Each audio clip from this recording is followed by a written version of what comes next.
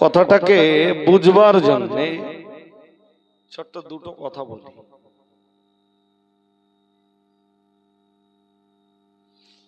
বদরের যুদ্ধ শেষ হওয়ার পর রাসূল পাকের কাছে জমা হলো, মন দেবেন না রাস্তার দিকে, বাইক ফাইক তো একটা আধটা চলবে, আবার শুনলাম এই রাস্তা পুরো বাইক পাড়ায় উঠেছে, তো গাড়ি এক একটা যাবে, বাট আপনাদের মনটা যদি স্থির না থাকে তা আমি আর অজ করবো কোথায়? একটা মাইক লাগিয়ে দে, যদি আমার কলা বাগানে বসিয়ে দেন, আমি অজ করতে পারবো? বলেন পারবো? তাহলে আপনারা বুঝলে আমার অজ, না বুঝলে আমার অজের কোনো দাম নেই।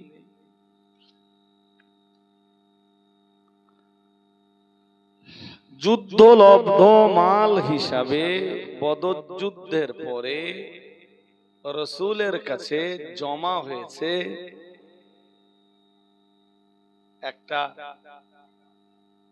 নকশি করা চাদর।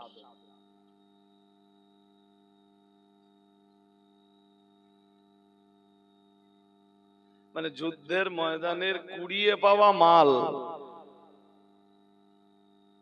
উম্মতে মুহাম্মাদির জন্য হালাল। সুবহানাল্লাহ বলুন, আর একটু মন খুলে বলো।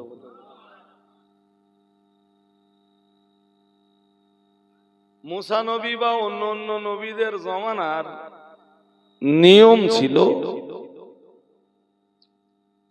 যে যুদ্ধের ময়দানের কুড়িয়ে পাওয়া মাল এক জায়গায় করা হবে, করে আগুন দিয়ে জ্বালিয়ে দেওয়া। শুনছেন নাকি? এরা কারা ভাই এত গল্প করতে থাকেন পেছনে? মালগুলো কোথার থেকে?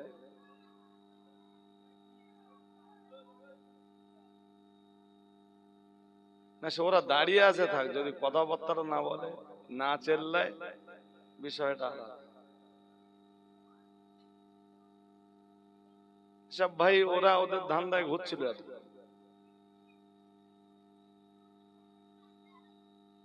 যে যে ধান্দায় চলে তার ধান্দা মিটে গেলে সে কেটে পড়ে।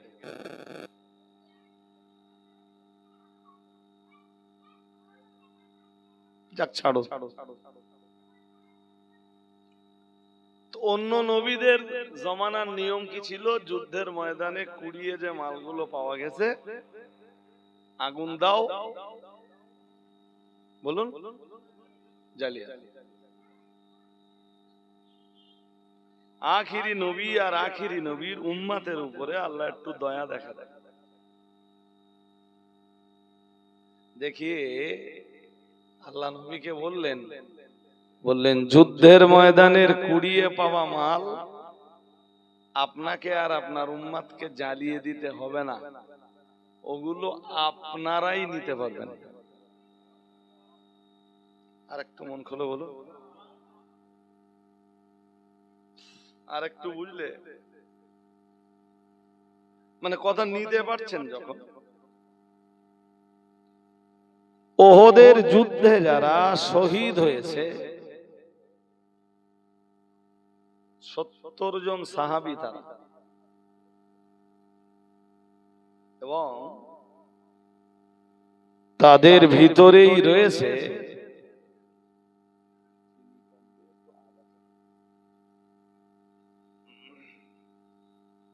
এই দুদিনে একটু সর্দিতে ভুগছি, গলাটাও খুব ক্লিয়ার না, কাশি কাশি ভাব হচ্ছে, এমনি সুস্থ আছে, জ্বর ভাব, একটু মাথা যন্ত্রণা হচ্ছে হালকা,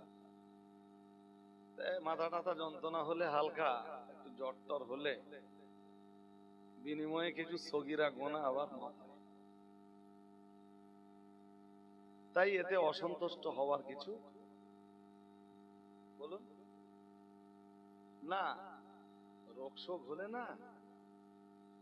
রোগশোক হলে আপনার অনেক গোনা মাফ হয়ে যায়। শুধু আমার কেন, আপনার?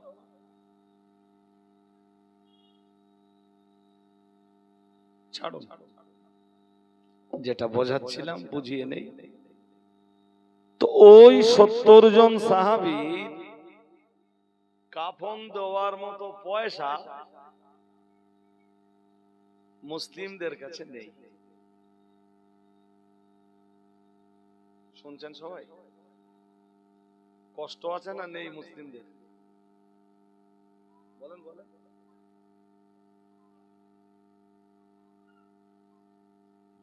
যারা মারা গেলে পকেটে কাফন দেওয়ার পয়সা নেই, তাদের উপরেই দায়িত্ব তাম দুনিয়ার অলিতে গলিতে কালেমা পৌঁছে দাও। খরচ তো কিছু হবে না? হবে না? আরে বাবা, বদর যুদ্ধের পরে ওহদ যুদ্ধ, অন্তত 1 বছর পর।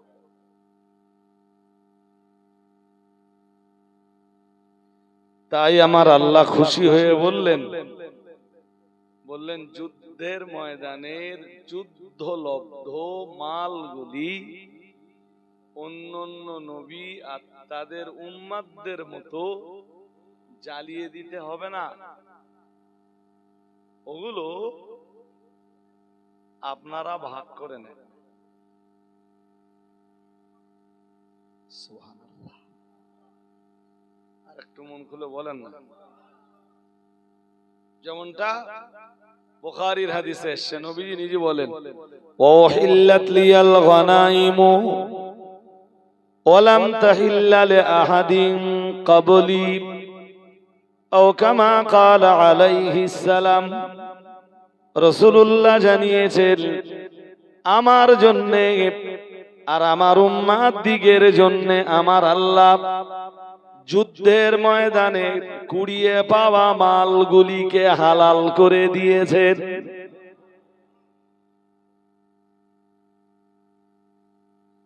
বলেছেন এই সুবিধা, এই অ্যাডভান্টেজ কোন নবীর উম্মাতের ছিল না।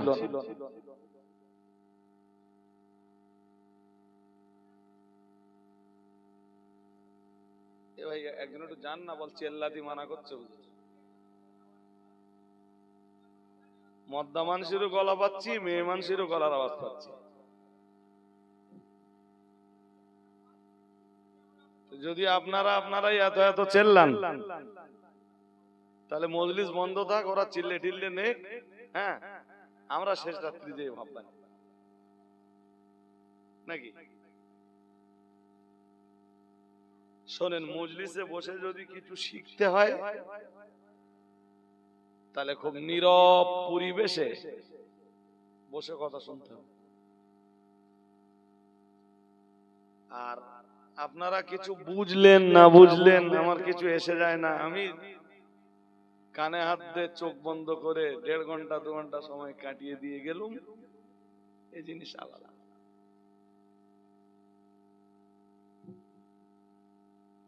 রাসূল বলেছেন, এটা আমার উম্মাতের জন্য স্পেশাল, আল্লাহর দেওয়া স্পেশাল অফার। কোনটা? হ্যাঁ, যুদ্ধের মাঠের কুড়িয়ে পাওয়া মাল গ্রহণ করা। কোন কোন যুদ্ধে রাসূলুল্লাহ বলতেন যে অমুককে, যে অমুকের বিনাশ যে ঘটাতে পারবে, অমুকের মাল তার।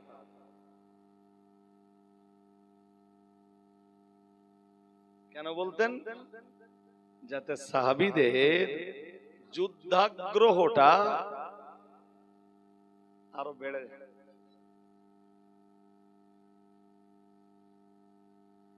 তবে সার্বিকভাবে যুদ্ধ শেষ হলে কুড়িয়ে পাওয়া মালগুলো জমা হতো দরবারে নবাবিতে।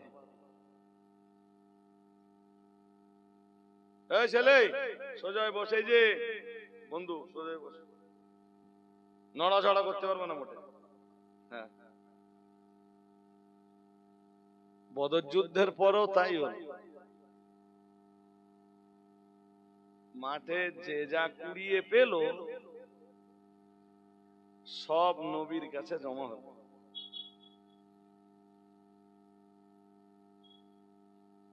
আচ্ছা, যদি আমরা হতাম, আর আমাদের মাইন্ডে নেবেন না, আমাদের যা নীতি, ধরুন আপনি একটা জিনিস কুড়িয়ে পেয়েছেন, সেটা জমা করেছেন, আর একজন যুদ্ধের ময়দানে আর একটা কিছু কুড়িয়ে পেয়েছে, সে যখন পেয়েছে কেউ তা দেখে জমা দিত বলে মনে হয়?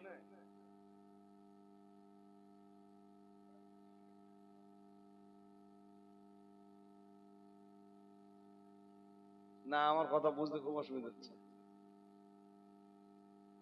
কিন্তু সাহাবীরা যে যা পেয়েছেন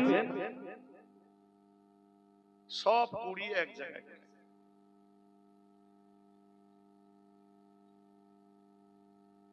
গরিবের রেশনের মাল ধনীরা তুলে খাচ্ছে।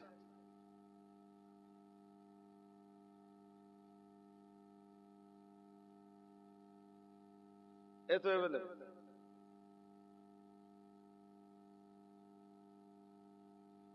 গরিবের সম্পদ এক শ্রেণীর বিত্তশালীরা লোপাট করে দিচ্ছে।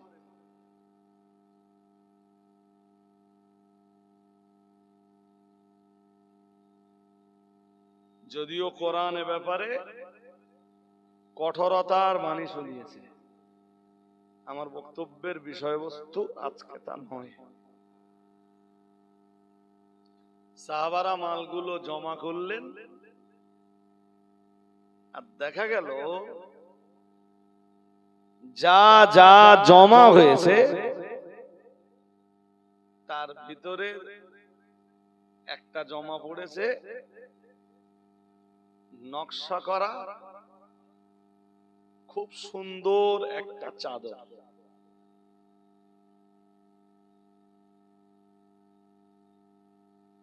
কার কার জমা হয়েছে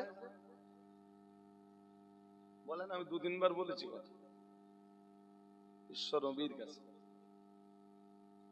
রাসূল তখনও যুদ্ধ থেকে ফেরেন। সাধারণত রাসূলের নিয়ম ছিল যে যুদ্ধ হবে, যুদ্ধের পরেও রাসূল 3 দিন করে থাকতেন। কদিন?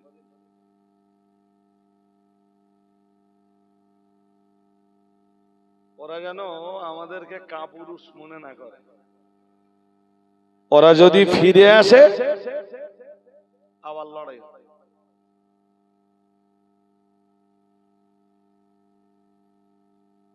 অনেকে যুদ্ধ নামটা শুনলে খুব মন দিয়ে শুনতে হবে, ভুরু কুচকায়, বলে যুদ্ধ মানে রক্ত, যুদ্ধ মানে জীবন নাশ,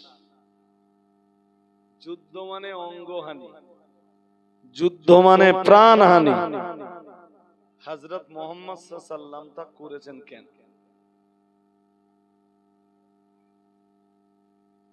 ভাই, এই কেন প্রশ্নটার এক কথায় উত্তর বলি আমি। আপনি হক প্রতিষ্ঠা, পৃথিবীতে একটা বিষয় আছে হক, আর একটা বিষয় আছে না হক। একটা সত্য আর একটা মিথ্যা, একটা ন্যায় আর একটা অন্যায়, একটা ইনসাফ আর একটা বেইনসাফ।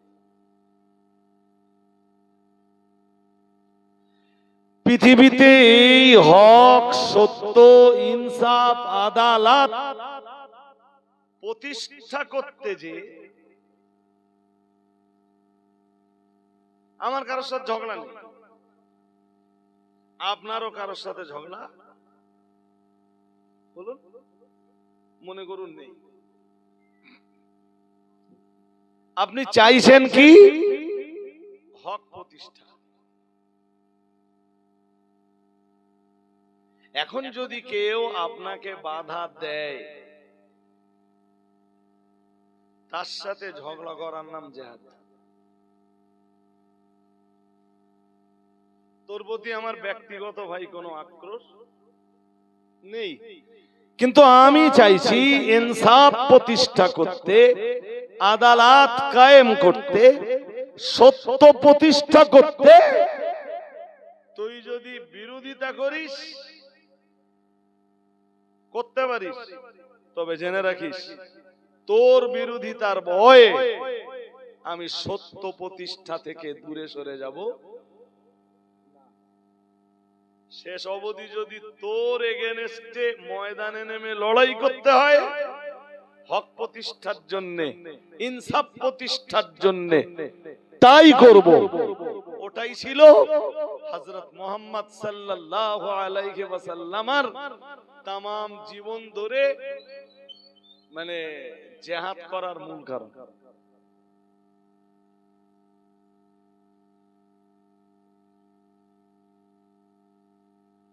আমি কি কি বোঝাতে পারছি আপনাদের?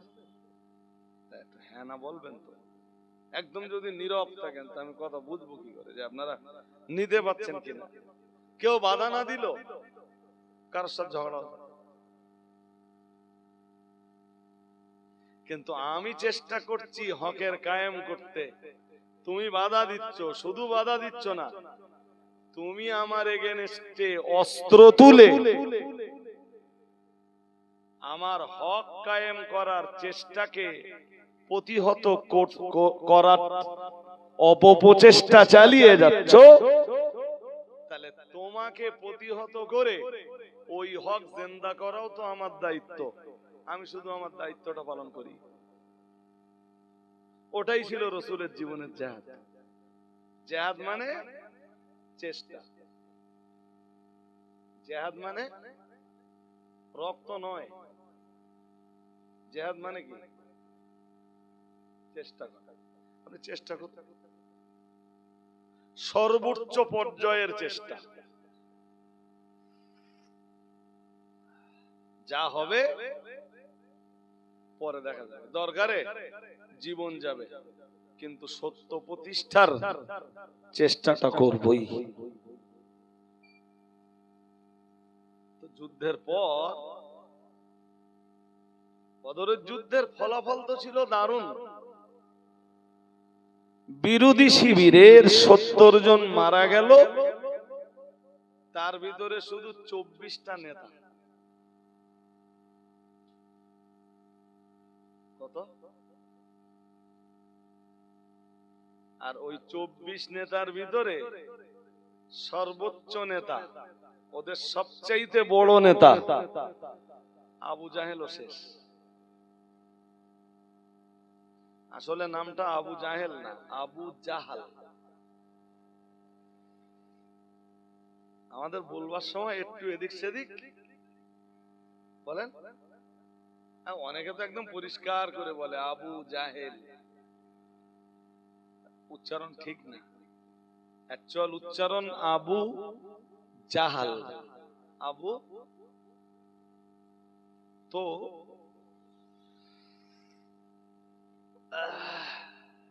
আবার উল্টো ৭০ জনকে বন্দী করে নিয়ে রাসূল মদিনায় ফিরলেন। তো ময়দানে ৩ দিন কাটিয়েছেন। ততক্ষণে মাল সব জমা হয়ে গেছে, গেছে না? আরে যুদ্ধের পরে ওখানে ৩ দিন আছে, তা যুদ্ধের ময়দানে যা কুড়িয়ে পাওয়া মাল ছিল, কুড়িয়ে পাওয়ার মতো মাল যা ছিল, সাহাবারা কুড়িয়ে রাসূলের কাছে জমা করেছেন। নকশি করার চাদরটাও জমা করেছেন, কিন্তু রাসূলের আমানাতে থাকা অবস্থাতেই মাল তখনও ভাগ হয়নি।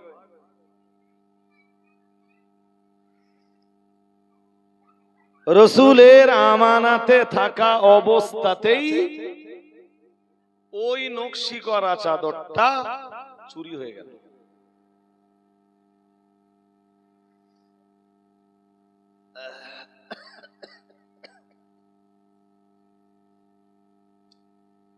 চাদর আর পাওয়া যাচ্ছে না।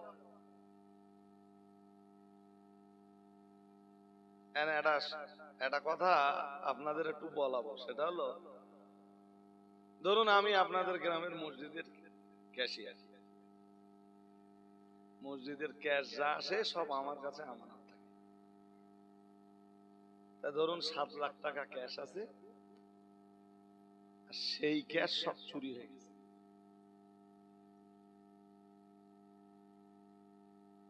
তাহলে দায় কারো? হ্যাঁ, ঠিক করে বলেন। যুদ্ধের ময়দানে মাল আমানাতের এক নকশি করা চাদর চুরি হয়েছে,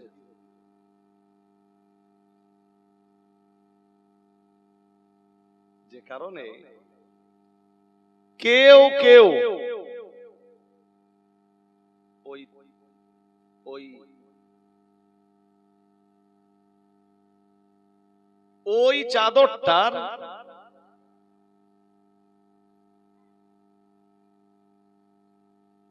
দায় রসুলের উপর চাপিয়ে দেয়।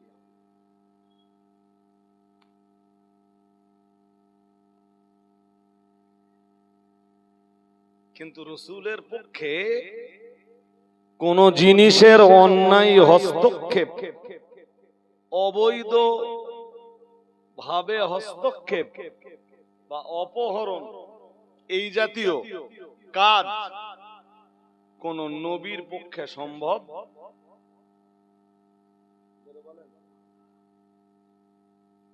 বরং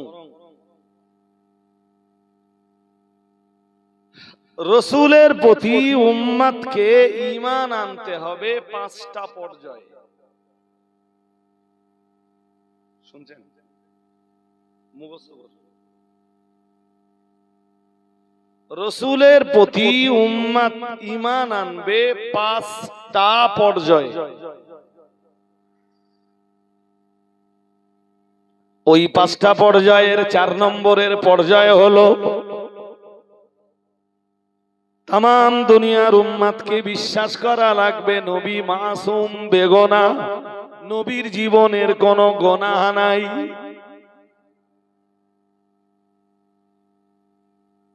সুবহানাল্লাহ। আর একটু মন খুলে বলেন। আর শুধু আমাদের নবী বলে কোনো কথা নয়, কোন নবীর কোন গুনাহ আছে, এটা উম্মতের প্রতি, রসুলের প্রতি উম্মতের ঈমান।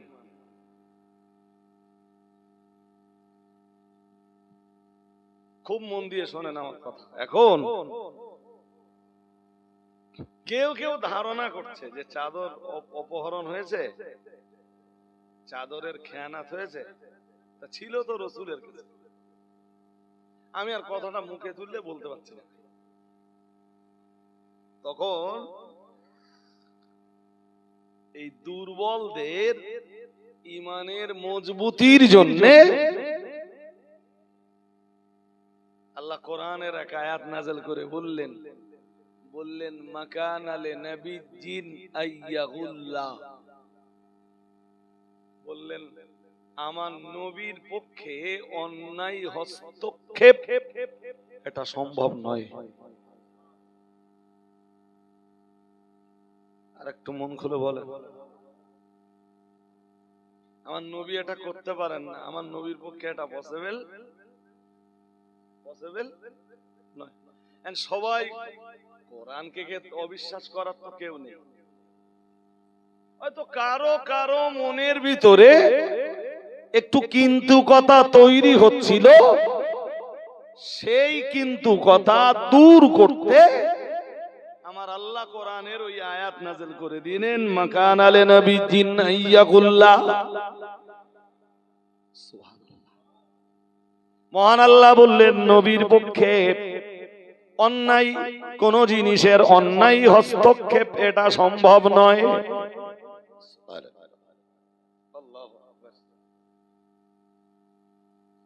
কিন্তু চাদর চুরি তো হয়েছে না হয়নি?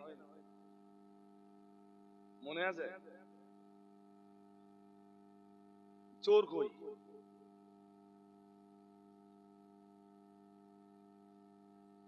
চোর তো পাওয়া যাচ্ছে না, উপায় 3 দিন কেটে গেছে, রাসূল বললেন চলো মদিনায় ফিরে যাই।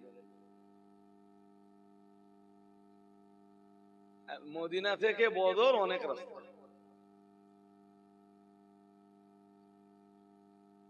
ফজরের নামাজ পড়ে মসজিদে নবাবী থেকে ডাইরেক্ট বদরে গেলে বদর সহ দর্শনীয় স্থানগুলো ঘুরে জিয়ারত করে ফিরে আসলে, মদিনায় ফিরে আসলে আবার জোহরের রক্ত। এখনকার সিস্টেম গাড়িতে, গাড়ির স্পিড আপনি ধরুন একভাবে 120,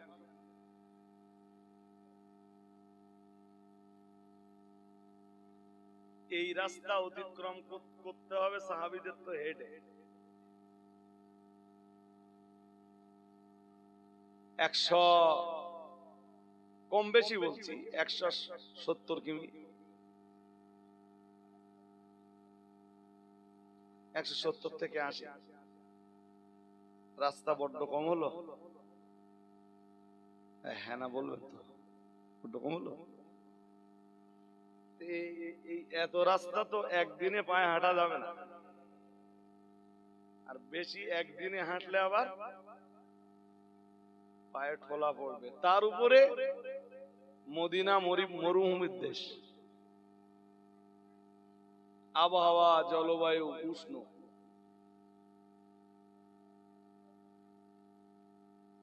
তো রাসূলুল্লাহ সাহাবীদেরকে নিয়ে ফিরতে ফিরতে সূর্য ডুবেছে, বা সূর্য ডুবু ডুবু ভাব।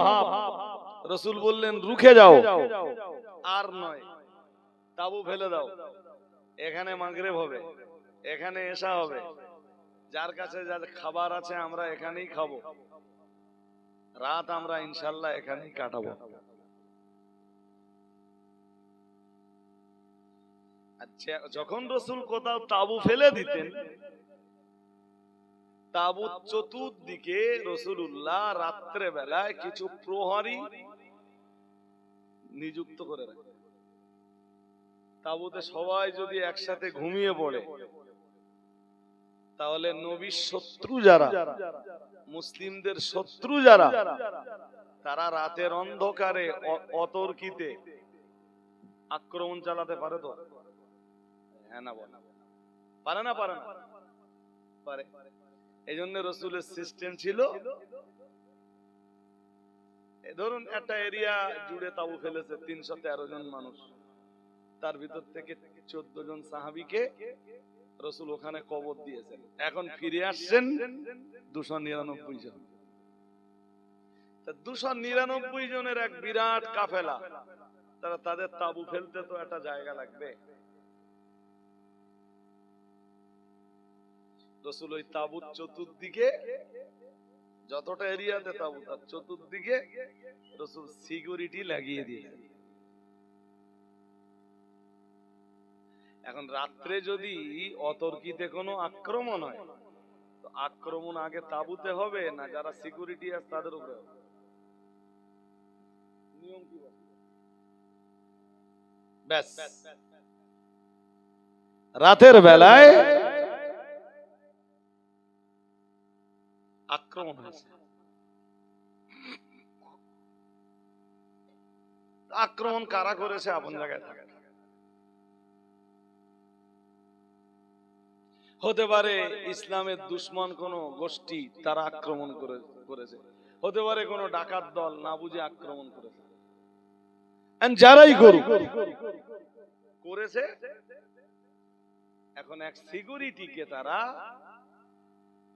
তীর মেরেছে।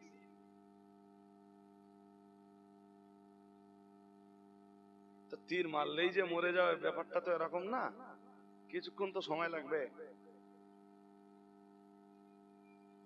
যে লোকটার গায়ে তীর লেগেছে তার নাম হযরত মিদআম। নাম কি? জোরে বলেন। তিনি ওই 313 জনের একজন।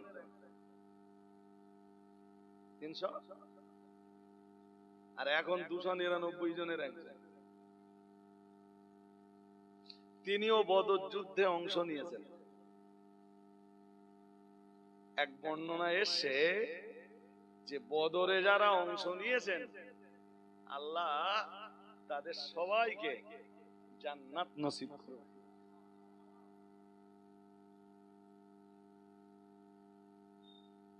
শুনছেন? মন দিয়ে শুনছেন তো?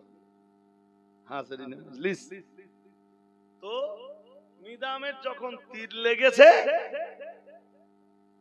তো স্বাভাবিকভাবেই সে আওয়াজ করছে। তার আওয়াজে তার পাশে যারা সিকিউরিটি ছিল তারা এগিয়ে এসে, তারা এসে চিল্লাচিল্লি করতে করতে সেই চিল্লাচিল্লির আওয়াজ ততক্ষণে তাঁবুতে পৌঁছেছে। তাঁবুর ভিতর থেকে বহু সাহাবী প্রস্তুতি নিয়ে যখন বেরিয়েছে, শত্রুরা ততক্ষণে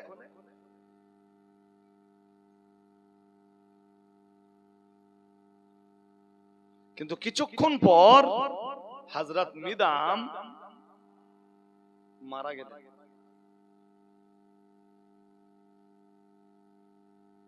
মুজাহিদদেরকে পাহারা দিতে যে যারা মারা যায় নিয়ম অনুযায়ী তারাও শহীদ। আরে হ্যাঁ কিনা বলবেন তো? তারা কি ব্যাস শহীদ শহীদ শহীদ করে সবার মুখে একটাই কথা, শহীদ শহীদ শহীদ। যুদ্ধের ময়দানে আল্লাহ তাকে শাহাদাতের মরণ দেননি, কিন্তু যুদ্ধ থেকে ফিরবার পথে আল্লাহ তাকে শাহাদাতের মরণ দান করেছেন।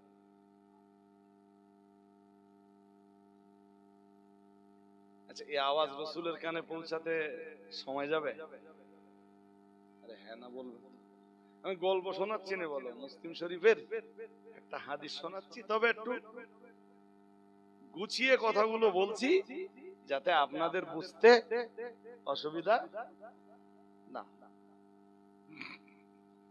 রাসূলের কানে পৌঁছে গেছে। আল্লাহ পাকের নবী যখন এলেন মিদামের কাছে, তখন মিদাম তো দুনিয়া ত্যাগ করেছেন। মিদাম তখন দুনিয়া ছেড়ে আখিরাতের দিকে পাড়ি দিয়েছেন।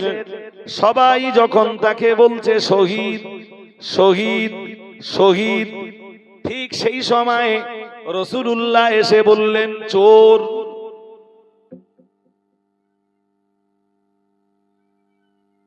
কি বললেন?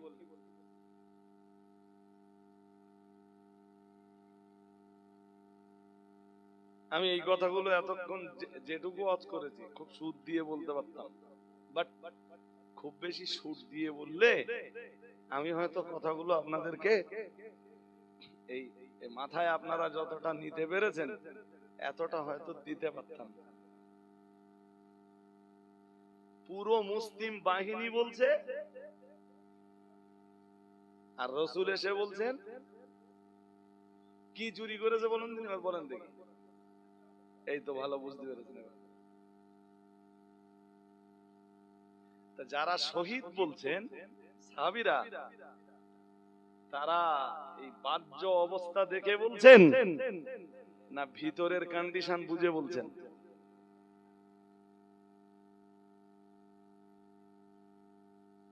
তাহলে সাহাবীরা যেটা দেখছে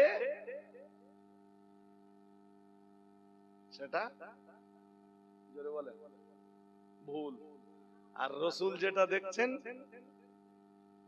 সেটাই।